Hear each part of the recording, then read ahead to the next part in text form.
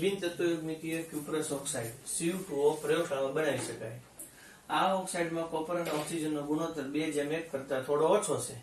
તમે એ હકીકતની માહિતી આપી શકશો કે આ પદાર્થ છે પી પ્રકારનો અર્ધવાહક છે? કઈ રીતે? જો તમે એમ કીધું છે કે Cu અને O આ આપણી માટે 1.18 છે. Cu અને O છે એમાં Cu2O છે એટલે Cu છે એ તમારા માટે કેટલા થયા? 2 થયા અને ઓક્સિજન થી તમારા માટે 1 થયો. એટલે આની અંદર કોપર છે એ 1, કોપર છે 2 છે. હવે તમે Cu2O બનાવો તો કોપર +1 હોય ને ઓક્સિજન પોતે કેવું હોય? -2 હોય. તો Cu+ તમારા માટે શું છે? +1 છે. તો Cu+ તમારા માટે +1 હોય તો આપણને ખબર છે કે Cu છે એ પોતે +1 હોય ને Cu છે એ પોતે +2 હોય. ક્યુપ્રસ ને ક્યુપ્રિક. હવે આપણે એવું શીખી ગયા છીએ કે આપણી પાસે આવી અશુદ્ધિ ક્ષતિ શીખી ગયા છીએ કે આપણી પાસે આવું હોય કે આની અંદર આપણે જોશું તો ટોટલ 4 આવી રીતે હશે, +1 હશે, બધા +1 હશે અહીંયા. હવે એમાં જો એવું હું તમને સમજાવું કે આપણી માટે બધા +1 છે એટલે હું Cu+1 જ છે એમ જ સમજાવું છું તમને. હવે એમાંથી કોઈ 2 વયા ગયા Cu+1 તો એની જગ્યાએ એક Cu+2 આવે તો જ્યાં ખાલી સ્થાન રહ્યું ત્યાં અશુદ્ધિ ક્ષતિ થાય અને એ અશુદ્ધિ ક્ષતિ થાય એટલે આ આપણા માટે છિદ્ર તરીકે વર્તે એવું થાય અને છિદ્ર તરીકે વર્તે એટલે એ પોતે P પ્રકારનો અર્ધવાહક હોય કે ન હોય? બરાબર. એટલે તમારા માટે શું થવાનું છે કે મારે 2 Cu+1 હોય એ હું કાઢી નાખું તો એની જગ્યાએ એક Cu+2 છે એ ગોઠવી શકાય. તો જ્યાં આગળ Cu+2 ગોઠવાય તો ત્યાં આગળ બીજાના સ્થાન માટે છિદ્ર તરીકે વર્તે તો ત્યાં આગળ પોતે P પ્રકારનો અર્ધવાહક શું છે એ બનાવે. તો આ તમારા માટે શું હતો? પહેલો પ્રશ્ન છે એનો જવાબ હતો. હવે બીજો પ્રશ્ન છે એનો જવાબ જોઈએ આપણે 1.19 માટેની વાત કરીએ આપણે. જુઓ તો એ 1.19 છે એમાં શું છે? ફેરિક ઓક્સાઇડ આપણને આપેલો છે 1.19 ના જવાબમાં. અહીંયા આપણને ફેરિક ઓક્સાઇડ આપેલો છે Fe2O3. એમાં ઓક્સાઇડ આયન છે HCP રચનામાં સ્ફટિક ઓક્સાઇડ આયન માટે આપણે X ધારીએ જેમાં દર 3 અષ્ટફલકીય છિદ્રો પૈકીના 2 છિદ્રો ફેરિક આયન વડે જોડાયેલા છે. કેટલા અષ્ટફલકીય છિદ્રો? 3. ઈ આપણે માટે તે પૈકીના કેટલા છિદ્રો? 2 છિદ્રો ફેરિક આયનથી ગોઠવાયેલા છે. તો આપણે જો ઓક્સાઇડ માટે X ધાર્યું છે Fe+3 થાય આના પરથી Fe+3 થાય. એમાં 3 પૈકી 2 છિદ્રો એટલે હું આમાં લખી શકું 2x/3. 3 છિદ્રો ટોટલ એમાંના 2 છિદ્રો છે ઈ ફેરિક આયન વડે ઘેરાયેલા છે. તો ઈ ફેરિક ઓક્સાઇડનું સૂત્ર શું થાય? તો આપણે લખીએ અહીંયા Fe+3 અને O-2. સો O-2 માટે X લખીએ અને આની માટે આપણે 2x/3 લખીએ. હવે જો આ Fe+3 છે એ 2x/3 છે અને O-2 છે એ આપણા માટે X છે. આપણે છેદ કોઈ દિવસ છે એ ન હોવો જોઈએ એટલે છેદને કાઢવો છે તો આપણે આને કેટલા વડે ગુણશું? 3 વડે. તો આ આપણી માટે શું છે? 3 વયા જશે તો અહીંયા 2x આવશે અને આ O-2 છે એની માટે 3x આવશે. તો x ને કોમન કાઢી લઈએ તો આપણી માટે Fe2O3 બની જાય કે ન બની જાય? બરાબર. બે ના છે આયન બેલેન્સ છે +6 અને -6 એટલે એનું છે એ ફોર્મ્યુલા છે એ સંયોજનનું સૂત્ર છે Fe2O3 બને આપણા માટે. બરાબર છે. હવે ત્યાંથી આપણે આગળ જઈએ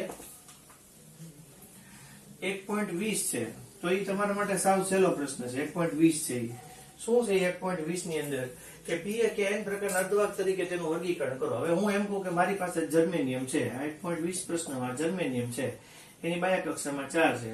એમાં હું ઇન્ડિયમ ઉમેરું છું. ઇન્ડિયમ તો ઇન્ડિયમ આપણી માટે 13મા સમૂહનું તત્વ છે. તો 13મા સમૂહનું તત્વ હોય તો એ આપણી માટે P પ્રકારનો અર્ધવાહક બને. એવી રીતે આપણી પાસે સિલિકોન છે એની બાહ્ય કક્ષામાં 4 ઇલેક્ટ્રોન છે. એમાં તમે બોરોન ઉમેરો છો તો બોરોન, બરાબર, બોરોન એલ્યુમિનિયમ ગેલિયમ ઇન્ડિયમ એ બધા આપણી માટે ટ્રાયવેલેન્ટ અશુદ્ધિમાં છે. આ 4 છે એમાં તમે બોરોન ઉમેરો છો તો બોરોન એ 13મા સમૂહનું તત્વ છે. બરાબર. તો બોરોન છે એલ્યુમિનિયમ ગેલિયમ ઇન્ડિયમ એ પણ આપણા માટે કયા પ્રકારનો અર્ધવાહક બને? P પ્રકારનો અર્ધવાહક બને. તો બંને આપણા માટે શું થશે? P પ્રકારનો અર્ધવાહક બનશે. બરાબર. હવે એના પછીનો પ્રશ્ન છે 1.21મો પ્રશ્ન છે. સો 1.21મો પ્રશ્ન છે એમાં AU છે એ કઈ રચનામાં છે? FCC રચનામાં છે. સો FCC રચનામાં હોય તો આપણી પાસે સૂત્ર છે A = 2√2R આવે. R આપી દીધું તો આપણને એ મળે કે નહીં? તો તમે અહીંયા 2 ગુણ્યા રૂટ માટે 1.414 ગુણ્યા તમે 0.144 કરો એટલે જે તમારો જવાબ આવે એ નેનોમીટરમાં આવશે. એ તમારા માટે ધારની લંબાઈ થઈ ગઈ. તો આ આપણી માટે શું હતું 1.21. હવે ત્યાંથી આપણે આગળ 1.22 છે એ જોવું છે. અર્થ સિદ્ધાંતના પર્યાયમાં સંદર્ભમાં શું તફાવત છે? જો વાહક અને અવાહક વચ્ચે શું તફાવત હોય તો વાહકની અંદર તમને ખબર છે સંયોજકતા પટ અને વાહકતા પટ વચ્ચે શક્તિ ગેપ કેવો હોય? ઓછો હોય. ક્યારેક એવું હોય કે સંયોજકતા પટ છે એ વાહકતા પટની અંદર શું થયેલા હોય?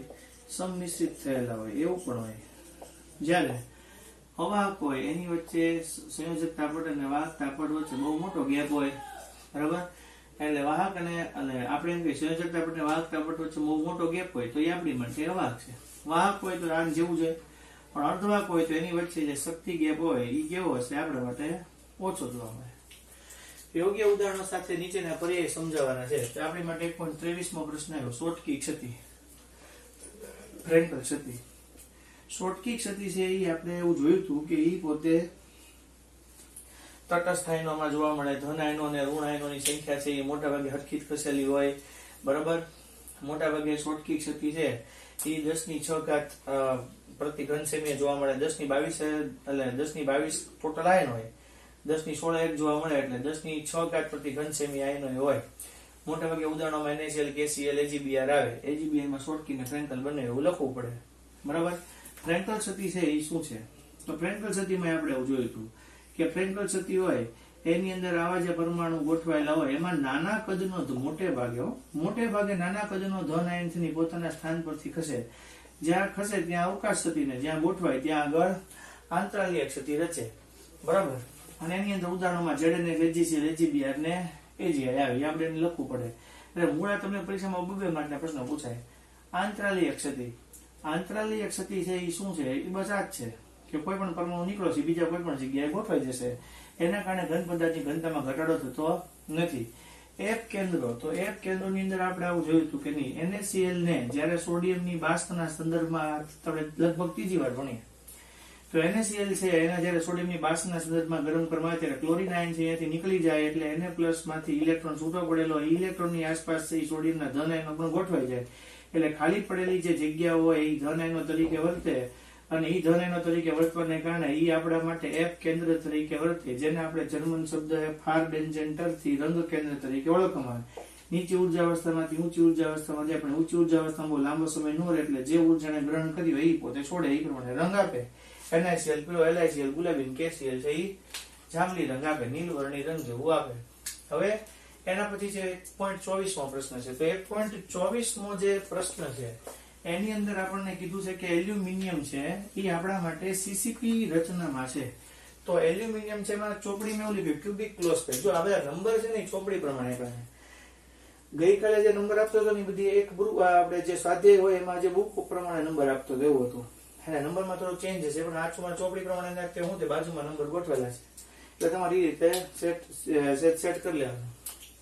એલ્યુમિનિયમ છે CCP માં છે. તો એલ્યુમિનિયમ CCP માં છે એટલે Z બરાબર 4 જૂલ. CCP FCC બધું હરખું જ થાય. તો એની ધાત્વિય ત્રિજ્યા આપી છે. તો ત્રિજ્યા આપણને આપી છે 125 pm. તો આપણે ધારની લંબાઈ ગોતી છે. તો આપણને ખબર હોય કે આ મૂલ્ય છે આપણી માટે A બરાબર 2√2r જેવું થાય. તો આપણે એ ગોતવું હોય તો 2 ગુણ્યા 1.414 ગુણ્યા તમે r કરશો એટલે 125.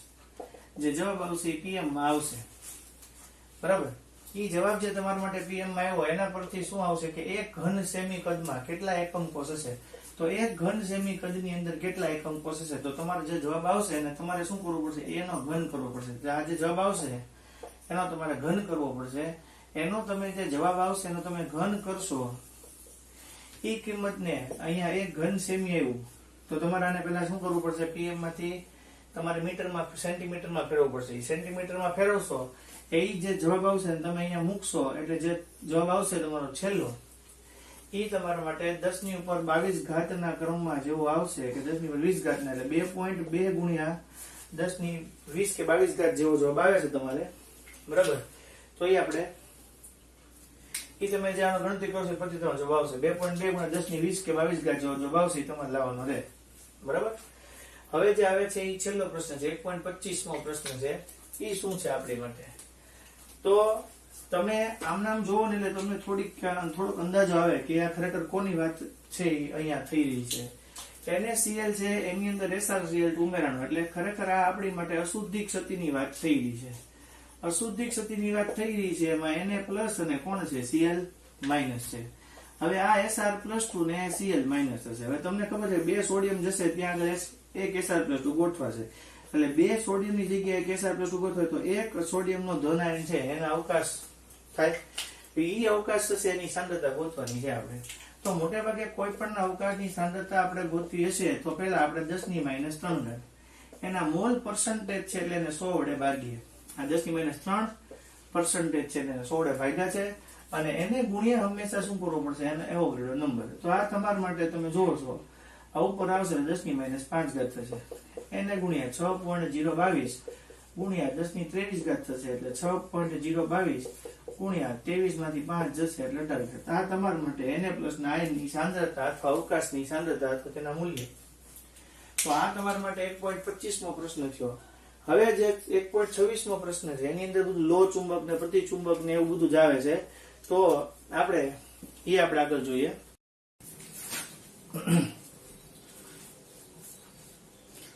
જો આપણે આ છેલ્લો પ્રશ્ન છે સ્વાધ્યાયનો, એ આપણે જોઈએ. 1.26 મો જેટલો છે. યોગ્ય ઉદાહરણ સાથે નીચેના શબ્દો સમજાવો. લોહ ચુંબકત્વ. હવે લોહ ચુંબકત્વ એટલે શું થાય? ફેરોમેગ્નેટિઝમ, બરાબર. કાયમી ચુંબકનો ગુણધર્મ હોય, CrO2 આવે, લોખંડ કોબાલ્ટ નિકલ આવે, બરાબર, ડોમેન આવે, બીજાની હારે જોડો તો ડોમેન સીધા થઈ જાય, પછી કાયમી ચુંબકત્વનો ગુણધર્મ હોય, તો એ આપણી માટે લોહ ચુંબકત્વ છે. અનુચુંબકત્વ છે પેરામેગ્નેટિઝમ, નિર્બળતાથી આકર્ષણ પામે, કોઈ ઓછામાં ઓછો 1 ઇલેક્ટ્રોન તો યુગ્મિત હોય જ તે. ઉદાહરણ ઓલો કુકર એ લખવાનું. આ બધું 2 માર્કમાં પૂછાય. ફેરીમેગ્નેટિઝમ આવે, છેલ્લું જેટલા જથ્થા હોય એટલા ઊંધા હોય જ તે, પણ ઊંધા કરતા જથ્થાની સંખ્યા વધારે હોય, બરાબર. ફેરા જથ્થા વધારે, ઊંધા જેટલા જથ્થા હોય એની કરતા ઊંધા ઓછા હોય, એટલે શું થાય કે એની કારણે ચુંબકનો ગુણધર્મ હોય. ફેરાઇટ ખનીજમાં આવે Fe2O4 વાળી, બરાબર. પ્રતિલોહ ચુંબકત્વ આવે, બરાબર. એન્ટી ફેરોમેગ્નેટિઝમ એટલે ચુંબકત્વનો ગુણધર્મ નાશ પામે, બરાબર. MnO અને MnO2 તમને ઉદાહરણ શીખવાડ્યું હતું તો એ લખવાનું આવે. હવે 12 થી 16 અને 13 થી 15 સમૂહના સંયોજનો છે, એટલે આપણે N અને P પ્રકારના અર્ધવાહકોની જે ઉપયોગિતા આવી હતી, તો N અને P પ્રકારના અર્ધવાહકોની જે ઉપયોગિતા આવી હતી એની અંદર લખવાનું આવે. 12 થી 16 અને 13 થી 15 આવે એની અંદર આપણે પહેલેથી જ લખી નાખવાનું. હવે ખરેખર તમને ખબર છે, મને ખબર છે કે સૌથી પહેલા આપણે એમ કે PN જંકશન ડાયોડ બનાવવા માટે ઉપયોગ થાય, NPN અને PNP ટ્રાન્ઝિસ્ટર બનાવવા ઉપયોગ થાય. 2 P ની વચ્ચે એનો એટલે સેન્ડવિચ થયેલું હોય, 2 N ની વચ્ચે P હોય તો સેન્ડવિચ થયેલું હોય. એ ઉપરાંત આપણે એવું કીધું હતું કે અમુક તત્વો છે એ ફોટોડાયોડ, સિલિકોન ફોટોડાયોડમાં વપરાય, અને જેનાથી શું થાય કે ફોટોડાયોડનો ઉપયોગ કરો ત્યારે શું થાય કે સૂર્ય ઉર્જાનું રૂપાંતર છે એ શેમાં થવાનું છે? વિદ્યુત ઉર્જામાં રૂપાંતર થાય. એ ઉપરાંત 12મા અને 16મા સમૂહના તત્વો. તો 12મા અને 16મા સમૂહ, 12મા અને 16મા સમૂહના તત્વો હારે જોડે, તો 12મો સમૂહ અને 16મો સમૂહ. તો 12માની અંદર ZnCd અને કોણ આવે? Hg આવે. તો ZnS બનાવે, CdS બનાવે, HGT બનાવે, CdSe બનાવે. 13મો અને 15મો. તો 13મો સમૂહ છે એમાં એલ્યુમિનિયમ થી બને, એલ્યુમિનિયમ છે, બરાબર છે. એલ્યુમિનિયમ ની હારે ફોસ્ફરસ આવે, ગેલિયમ ની હારે આર્સેનિક આવે, આની હારે એન્ટીમની આવે, બરાબર છે. તો આ બધા સંયોજનો બને. આ બધા સંયોજનો છે એ આયનીય તરીકે વર્તે કે સહસંયોજક તરીકે વર્તે, બે તત્વોની વિદ્યુત ઊંડાના તફાવત ઉપર આધારિત હોય. એ ઉપરાંત VO, VO2, VO3 અને TiO3 જોયું તો એમાં ધાત્વિકના ગુણધર્મો, ધાત્વિક ઓક્સાઇડના ગુણધર્મો પણ હોય. એ ઉપરાંત આપણે એવું પણ જોયું હતું કે ReO3 નો દેખાવ અને વાહકતા કોપર જેવું છે. ગેલિયમ આર્સેનાઇડ છે એના કારણે વીજળીના ક્ષેત્રે ક્રાંતિ સર્જી છે એને, બરાબર. એ ઉપરાંત છે CrO2 પણ એની અહીંયા આવે. તો એ બધું થિયરિટિકલ છે, એ આપણને આવડવું જોઈએ. હવે જો તમને વધારાની એક્સ્ટ્રા થિયરીની અંદર શું શીખવાનું છે, તો વધારાની એક્સ્ટ્રા થિયરીની અંદર હું તમને શીખવાડું છું. એ તમે જુઓ, R+/R- નો ગુણોત્તર. આ તમને આવડવું જોઈએ. જો મેં તમને એક આવું ઉદાહરણ શીખવાડ્યું હતું, સવર્ગાંક 6 હોય એની માટે, એના પરથી R+/R આપણે 0.414 લેવા હતા. એ આપણે સ્વાધ્યાયનો પ્રશ્ન હતો. તો એવી રીતે વચ્ચે છે ને એ હંમેશા શું હશે? વચ્ચે છે ને આપણી માટે ધન આયન છે. તો આ વચ્ચે છે ને એ આપણી માટે ધન આયન છે, અને એની આસપાસ ગોઠવાયેલા મોટા જે છે એ બધા આપણી માટે કેવા છે? ઋણ આયન છે. તો જયારે તમે અહીંયા ત્રિકોણ બનાવો છો, આ ત્રિકોણ બનાવો એની અંદર કોસ લ્યો 30, એ cos 30 લઈને દાખલો ગણતરી. જો આપણે પરીક્ષામાં પૂછવાનું નથી કારણ કે ચોપડીનો મુદ્દો નથી, પણ આપણને જ્યારે MCQ લેવલે પૂછાય સ્પર્ધાત્મક ત્યારે તમને આટલું કોષ્ટક આવડવું જોઈએ, તેવું તમને શીખવાડતો જાઉં છું. જો r પ્લસ અપોન r માં ધન આયન ની ત્રિજ્યા અને ઋણ આયન ની ત્રિજ્યાનો ગુણોત્તર છે 0.155 હોય તો એના અંદર ઉદાહરણો કયા કયા આવે? તો જ્યારે 0.155 હોય એટલે સવર્ગાંક 3 હોય તો સવર્ગાંક 3 વાળા ઉદાહરણ આવે. એમાં મોટા ભાગે B2O3 બોરોનનો ઓક્સાઇડ તમે જોયું છે 13મા સમૂહની અંદર, બોરોનનો એનહાઇડ્રેટ બરાબર છે. તમે જોયું તું નિકલનો મેટાબોરેટ આવે બરાબર ને, બધા મેટાબોરેટ શીખતા. તો એ B2O3 બોરિક એનહાઇડ્રેટ છે આપણી માટે, બોરેટ નથી બોરિક એનહાઇડ્રેટ છે, BO2O બરાબર ને. તો હા તમને આવી રીતે પણ લખેલું પૂછી શકે, આવી રીતે પણ લખેલું હોય BO2O ને B2O3 થયું બરાબર છે, અને BF3 છે. તો સવર્ગાંક 3 હોય તેની અંદર આવે. જો સવર્ગાંક 2 હોય તો રેખીય હોય ને C2H2 આવે, ઇથાઇન આપણી માટે એસિટિલિન. એવી રીતે r plus upon r minus નો ગુણોત્તર 0.225 0.414 તો સવર્ગાંક 4 હોય તો સમચતુષ્ફલકીય હોય તો તમને ખબર છે આ બે તો સમચતુષ્ફલકીય જ હોય. પણ હવે આપણે સોલિડ સ્ટેટ તરીકે જોવું હોય તો આપણે કયા કયા આવે?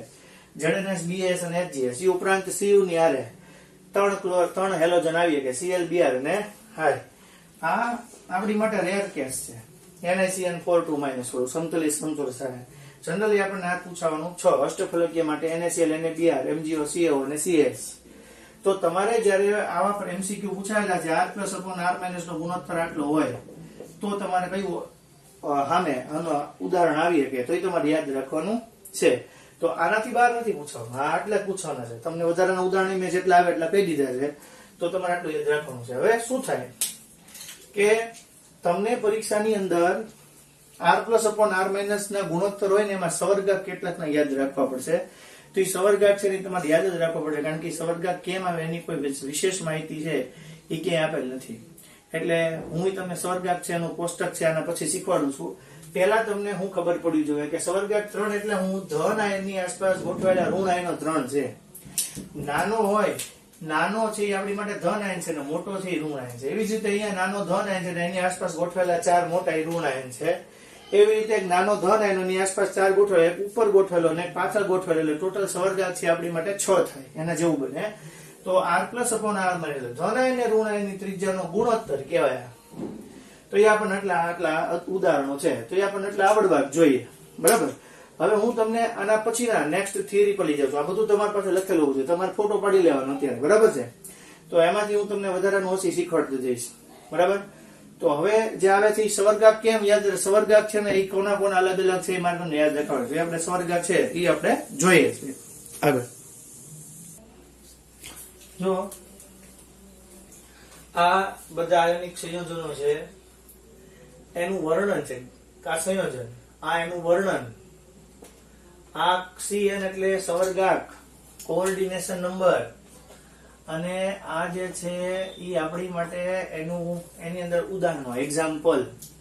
તો તમારે આ બધું યાદ રાખવા માટે મેં તમને કીધું છે કે જેની અંદર સવર્ગાંક છે ઈ 6 જેટલો હોય, જેની અંદર સવર્ગાંક છે ઈ ધન આયન ને ઋણ આયનનો 6 જેટલો હોય, એની અંદર લિથિયમ, સોડિયમ અને પોટેશિયમના હેલાઇડ આવે. મોટે ભાગે Cl, Br અને I જ આવે. AgCl ને AgBr છે. આ વધારાના બીજા સમૂહના સંયોજનો છે MgO અને CaO. એની અંદર CCP બંધારણમાં Cl- હોય અને Na+ છે એ ઓક્ટાહેડ્રલ સાઇટમાં હોય બરાબર.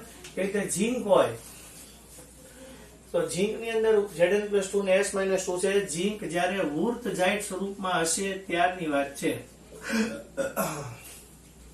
તો Zn+2 અને S-2 છે. સવર્ગાંક 4 છે. BeS કોપરના હેલાઇડ, હેલાઇડમાં કોણ આવે? Br, Cl, Br ના એટલે CuCl આવે, CuBr આવે અને CuI આવે. એ ઉપરાંત CsCl હોય, સીઝિયમ ક્લોરાઇડ. એ તો આપણને ખબર જ છે કે એનો સવર્ગાંક 8 હોય. એમાં Cl- છે એ BCC સાઇટમાં હોય, સિમ્પલ ક્યુબિક. CS+ ક્યુબિક સાઇટમાં, એટલે આપણી માટે છે ઈ સિમ્પલ ક્યુબિક સાઇટમાં Cl- હોય, પણ CS+ છે એ વચ્ચે અંતઃ કેન્દ્રના ભાગમાં હોય. એના જેવા ઉદાહરણ છે CsCl આવે તો CsBr ના આવે, એટલે એનો અર્થ એવો જ થયો કે CS ના હેલાઇડ હોય એ 8 સવર્ગાંકમાં આવે. એ ઉપરાંત TiCl અને TiBr. CF2 છે એ આપણા માટે ફ્લોરાઇટ પ્રકારની ખનિજ છે, જેને આપણે ફ્લોર સ્પાર તરીકે પણ ઓળખીએ છીએ. હવે આમાં બે તમારે યાદ રાખવા પડે એમ છે, બંનેમાં અલગ અલગ છે. CF પ્લસ 2 હોય એનો સ્વર્ગાંક 8 હોય ને F માઇનસ એનો સ્વર્ગાંક 4 હોય, કારણ કે આપણે બે વડે ગુણવું પડે કે નહીં. આને તમારે ગુણવું પડશે, એટલે 8 કરવા માટે તમારે શું કરવું પડશે? આને ગુણવું પડશે, તો જ તમારા માટે થશે. પણ મારું તમને એમ સમજાવવાનું છે કે અહીંયા આ બંનેમાં CF પ્લસ 2 છે 8 છે ને F માઇનસ 2 છે 4 છે. એવી રીતે એને પ્લસ છે આપણી માટે 4 છે, તો માઇનસ 2 કેટલા થશે? 4 થશે. બરાબર. તો એના જેવા ઉદાહરણો છે એ બીજા Li2 Na2 હોય તો એને જેવું Li2 અને K2S છે. K2O નથી, K2S છે. એ રીતે તમે અહીંયા જોશો CF2 SRF2 BF2 અને કોણ છે? CDF2 છે. તો આ આપણે યાદ રાખવાનું. આ બીજો કોષ્ટક તમને આપ્યો, ઓલો R plus upon R minus નું કોષ્ટક છે. એવી રીતે આ તમારા માટે સ્વર્ગાંક યાદ રાખવા માટેનું કોષ્ટક છે, એટલે તમારે આ રીતે યાદ રાખવાનું છે.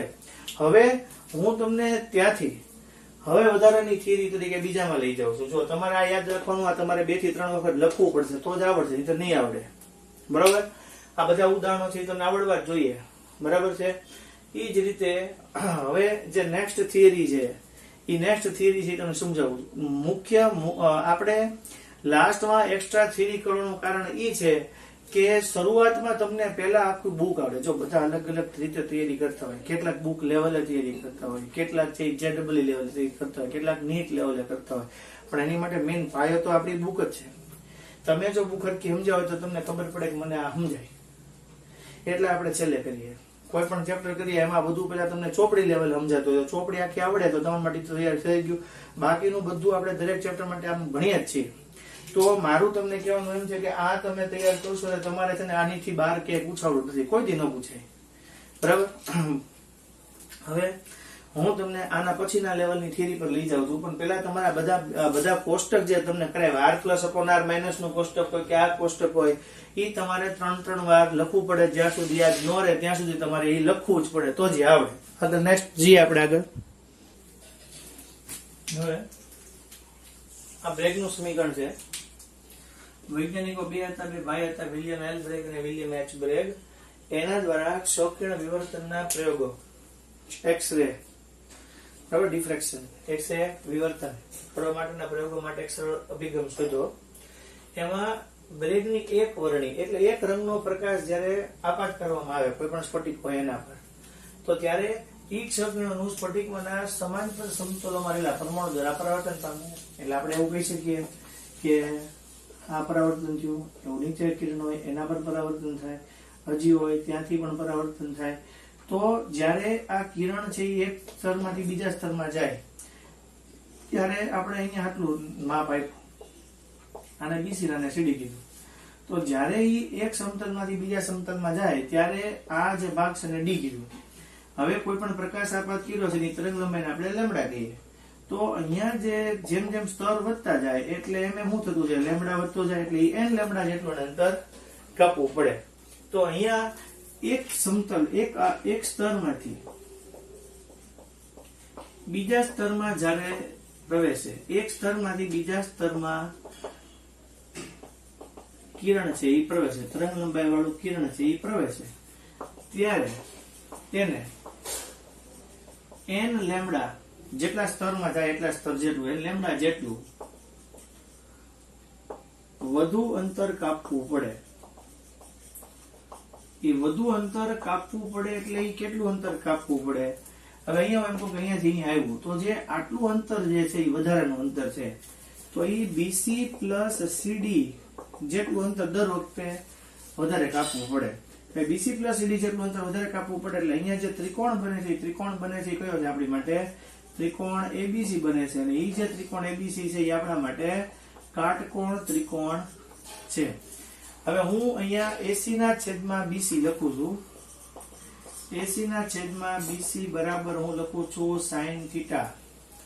આ sin થીટા સામેની બાજુ છેદમાં કર્ણ આપણે એમ લખીએ છીએ. AC ના છેદમાં BC બરાબર sin થીટા એવું આપણે લખીએ. તો અહીંયા હું AC લખીશ એના બરાબર અહીંયા લખીશ BC sin થીટા. તો અહીંયા BC sin થીટા એવું લખીએ તો BC sin થીટા એ આપણે લખીએ છીએ. બરાબર. BC ના છેદમાં AC આવશે, સામેની બાજુ છેદમાં કર્ણ આવશે. મેં ઊંધું લખ્યું છે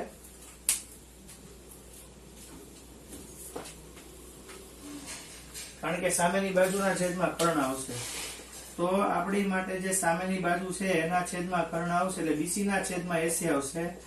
BC બરાબર આપણા માટે થશે AC sin થીટા. AC જે છે આટલો ભાગ એની માટે D છે, તો આપણા માટે આવશે અહીંયા D sin થીટા. એટલે BC બરાબર છે D sin થીટા આવશે. હવે હું તમને એમ સમજાવવા માંગુ છું કે જ્યારે આપણે માટે BC બરાબર D sin થીટા આવે છે તો ત્યારે જેમ તમે વધારાના સ્તર એડ કરતા જાવ છો, તમે જેમ અહીંયા વધુ સ્તર છે એડ કરો છો તેમ